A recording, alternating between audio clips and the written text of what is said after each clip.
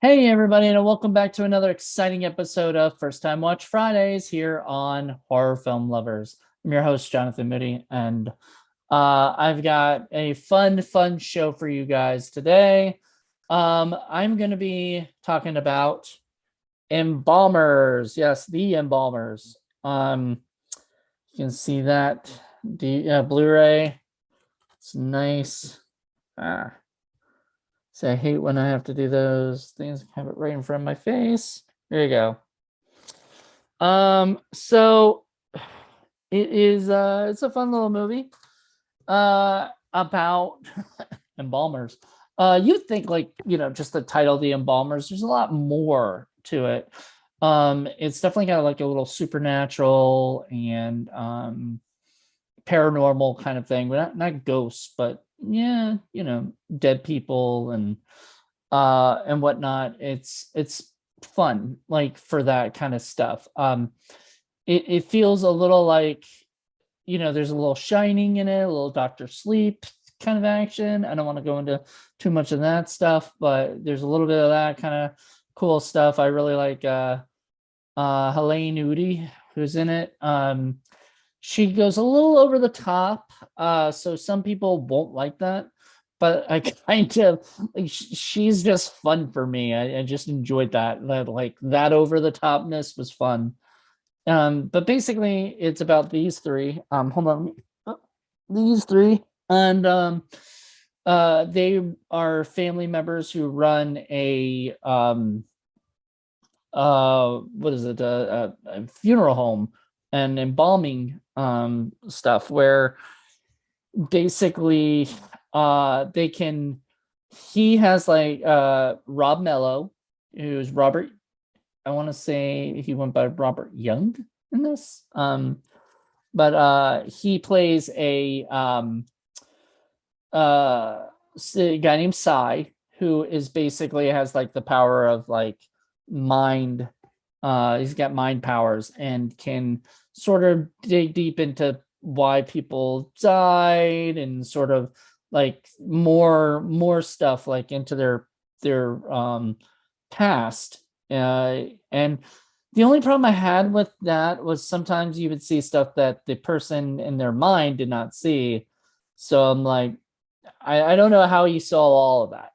But anywho, he can see into somebody's mind, and it gets sort of like, they find out more about the town. I mean, they already know that the town's pretty fucked up, but like that there's more people going around, and they don't they it's basically, I want to say it's torture porn, but not like torture porn, but like torture porn for torturing bad people. They try to basically get rid of the bad people in the town, and the different ways that they do it, and just people that like sex traffic and or kidnap and torture and all these different things, and they're just basically getting rid of them. And I kind of like that. Like I dig that kind of stuff. I dig like revenge and all that, and making sure you're writing justices and stuff. And um my favorite character in the whole movie was her right there, right there, Alice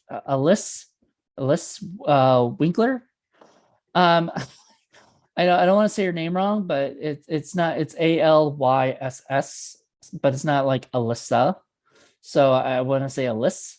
So if I got that wrong, don't hate me. I'm usually pretty good with names, but sometimes they slip through. And there's Andrea Collins in the back right there. I really enjoyed her. I did not recognize her. I definitely did not recognize her voice. She did such a great job sort of playing this matriarch kind of character who's sort of the I guess I don't really know what the relationship is, except for I think those two were brother and sister.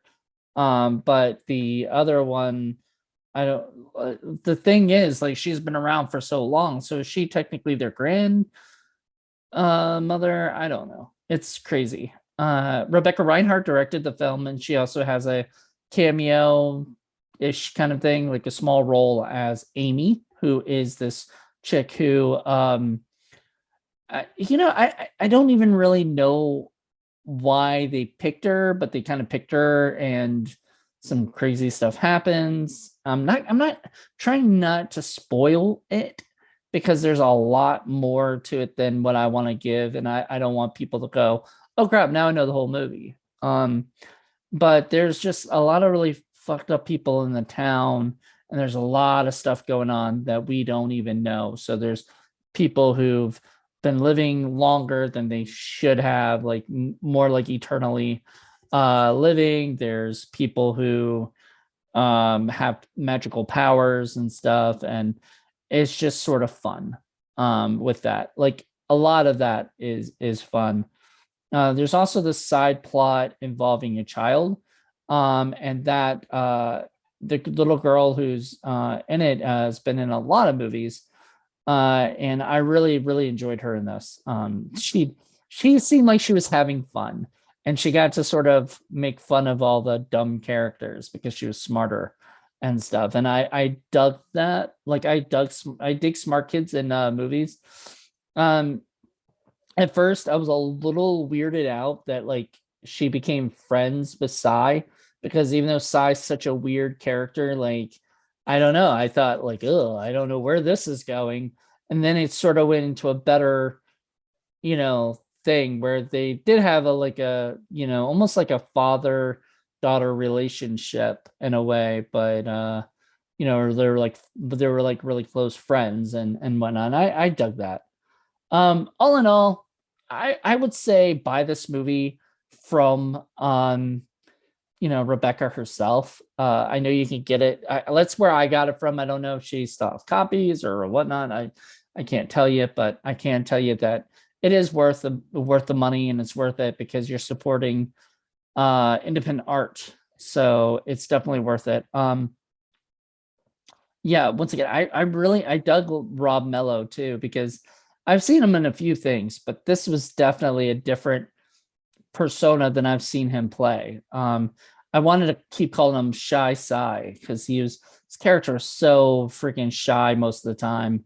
And that's not, if you know Rob is not shy in real life. And it was just nice. Um, it's sort of it had a few references to movies and like quotes from movies. And so I started noticing it in the beginning when they sort of did some Young Frankenstein quotes, and then they did a Ghostbuster quote, and then some of it seemed like Shining, so there might have been a Shining quote that I didn't know. So it was sort of nice to see those things because you can pick up on them. I just wish that there hadn't been so many. There felt like there was a little too much of that. But I don't think it'll throw you off or throw you out of the movie. I also really like Jessa Flux in this movie. She was really good. Heather Harlow, aka Heather Rotten, was pretty good in this movie. Cameron Scott, who I've been friends with for a long time, he looked like he had a fun time. Everybody there, like, yeah, it seemed like each character that they did was having fun, playing that character. And I really enjoyed watching all of them, and just seeing them. I don't know.